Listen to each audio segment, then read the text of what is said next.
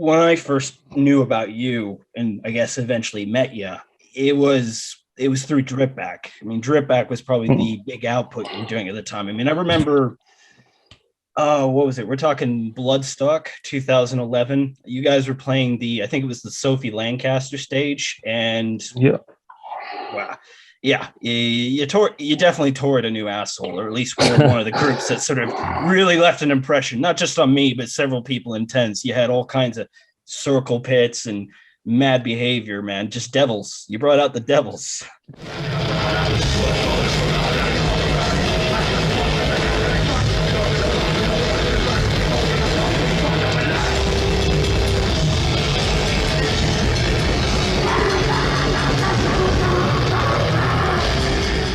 Yeah, dude, and we saw that too.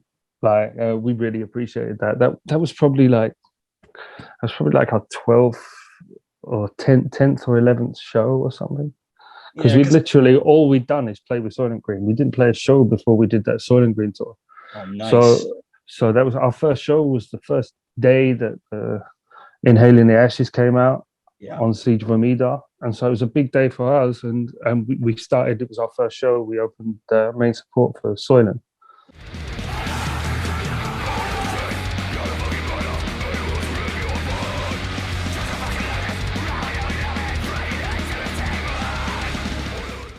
And then we did the full UK and Irish tour with those. And then straight off the back of that, we did Bloodstock and Download in the same year. Oh shit, even Download. Fuck. So you were already on the festival circuit within the band's youth. And the thing was, like, what I took away from it when I first saw you guys, when I saw, I think it was maybe Poshy originally who told me about you guys. Well, first of all, I see guys from River Freshney, your previous output, Grandy from Ted Mall, and I was a big Ted Mall fan back in like 2007 or whenever it was. Right. And Hedgie as well, who's the original drummer. And then you had Adam from Lab Rat, and Lab Rat's going way back. But yeah, you just bring out this EP, Inhale the Ashes, and I'm just like, you know what, this is fucking good. This is filthy, but it strikes a chord. So yeah, you guys managed a pretty good run with that, especially around that time. Various tours and that. I think I remember seeing you guys again. You were supporting Crowbar, and it was around the time your LP came out as well. So it's not like it didn't stop. There were obviously gaps, but it was still a machine to be reckoned Yeah. with. Oh yeah, but that first year we were fucking rabid, dude. And also, I don't think any of us were married, and none of us had kids. But we were rabid that first year for our very first show. Like, I watched the videos of that first show. It's like, it don't look like our first show. Everybody was so rabid. Everybody was so hungry. And we did that Soylent thing. Then we did the two festivals. And then around about then, Barker was like, right, come and do some shows with Lock Up. So we did, Oh I think shit! we did, that was the first time we toured with Lock Up. And we were with the Rotted as well. And that was Yes. that's a sick lineup, man. Like, playing with the Rotted and Lock Up, happy days, man. And so yeah, we did that. I think that was the first year. We did some other stuff as well, and then back to Bloodstock the next year. So then we had other stuff in between with that. Like, all the years were a bit of a blur. Back, to be honest, like I struggle with what year was which, but yeah, we smashed out. I think we smashed out a tour with Biohazard, and then we did a few shows. Then we did Bloodstock, and then we did a show with Narsum, and then another show with Pig Destroyer. Like, it was crazy, bro. Whatever we could You get, know we was what? like, let's fucking go. You mentioned Pig Destroyer. I think I saw you guys. It was at the Garage, the Relentless Garage in London. It was Yeah, around the bro. time Pig Destroyer brought out Book Burner in 2012. Mm-hmm. Yeah, I think I was Yep. at that one as well. Dude, that Again, was insane. that was insane.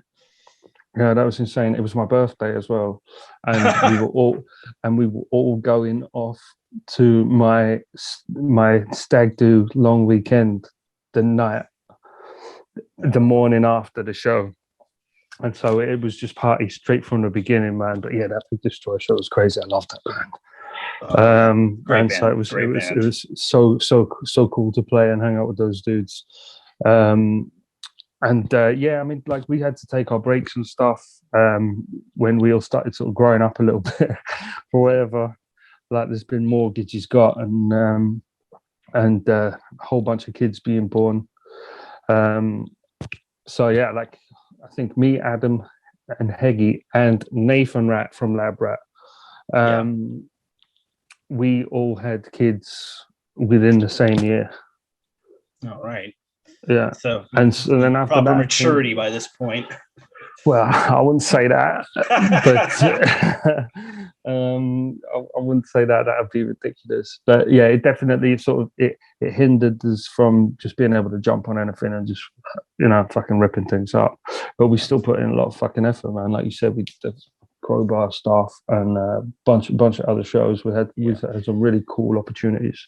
Yeah, and not all that long ago, you released the EP, Blessed with Less Than Nothing. And this is where I properly got to meet you because I did that video for you guys, Altered States of Consciousness.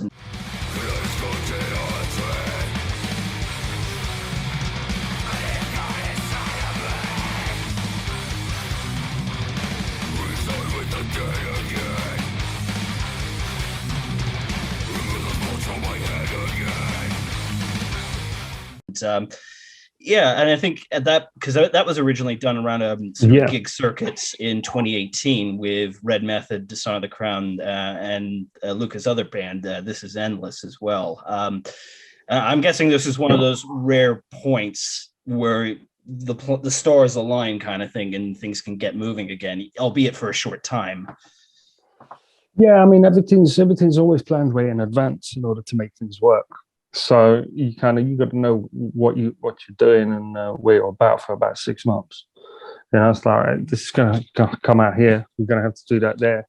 Most of it is DIY. So we're just trying to, let's find a venue in this town. Where do people want us to go? That really doesn't matter. We just pick what we want to do. It's like, that's easy. We'll go there. Yeah, we always like playing in Kent. Lee's from Kent. We know a lot of people down there. There's a lot of cool kids that I knew from. I lived down there for a little while, back sort of 2004. I was tattooing down there, and we love Nottingham as well. That's always another one for us. That's like our second home. A lot of good bands, a lot of good people come out of Nottingham. So we just put everything together and.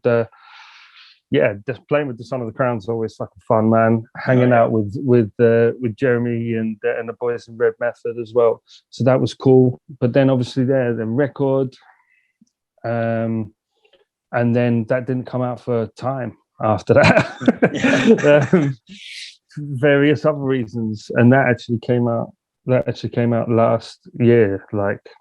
It 2020 It came out in March, and we had shows booked, had loads of cool things booked for last year, and obviously everything soured due to this bullshit.